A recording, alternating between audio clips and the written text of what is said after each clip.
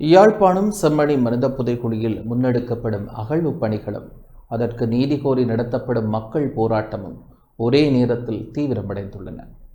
3ஆம் கட்ட அகழ்வு பணிகளுக்காக நீதிமன்றம் அனுமதித்த 56 நாட்களில் 53வது நாள் அகழ்வின் போது புதிதாக 8 எலும்புக்கூடுகள் அடையாளம் காணப்பட்டுள்ளன. ஏற்கனவே அடையாளம் காணப்பட்டிருந்த மேலும் 10 எலும்புக்கூடுகள் அன்றைய தினம் அகழ்ந்தெடுக்கப்பட்டுள்ளன. இதன்படி 3 கட்டங்களையும் உள்ளடக்கிய 107 நாள் அகழ்வு பணிகளில் இதுவரை மொத்தம் 562 எலும்புக்கூடுகள் அடையாளம் காணப்பட்டுள்ளன. அவற்றில் 557 எலும்புக்கூடுகள் அகழ்ந்தெடுக்கப்பட்டுள்ளன. இந்த எண்ணிக்கை செம்மணி புதைக்குழியின் பரப்பளவையும் அதன் பின்னால் இருக்கக்கூடிய மனித உரிமை மீறல்களின் பாரதூரத்தையும் வெளிப்படுத்துகின்றது. இந்த அகழ்வு பணிகள் இடம்பெறும் பின்னணியில் புதைகுழிக்கு நீதி கோரும் நீதியின் ஓலம் 2 போராட்டம் செம்மணி சந்தியில் 2வது நாளாக இரவு பகலாக தொடர்கிறது.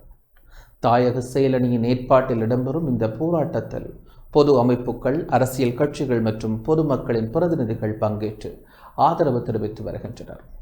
போராட்டம் எதிர்வரும் 17ஆம் தேதி வரை நடைபெற உள்ளது. செம்மணியில் கண்டுபிடிக்கப்படும் ஒவ்வொரு எலும்புக்கூடும் வெறும் புள்ளி விவரம் அல்ல, காணாமல் ஆக்கப்பட்ட ஒருவரின் அடையாளமாகவும் பதிலுக்காக காத்திருக்கும் ஒரு குடும்பத்தின் துயரமாகவும் இருக்கக்கூடும்.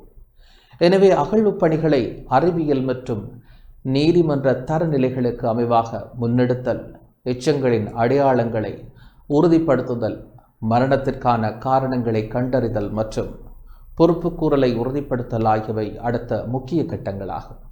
ஒருபுறம் பூமிக்கடியிலிருந்து ஆதாரங்கள் வெளிவரும் நிலையில் மறுபுறம் நீதிக்கான பொதுமக்களின் குரலும் வலுப்பெறுகிறது. இந்த 2 நிகழ்வுகளும் செம்மணி விவகாரம் ஒரு தொல்லியல் அகழ்வோ அல்லது கடந்த கால சம்பவமோ அல்ல, உண்மை, நீதி மற்றும் பொறுப்புக்கூறலை எதிர்பார்த்திருக்கும் உயிர்ப்புள்ள மனித உரிமை பிரச்சினை என்பதை மீண்டும் நினைவூட்டுகின்றன.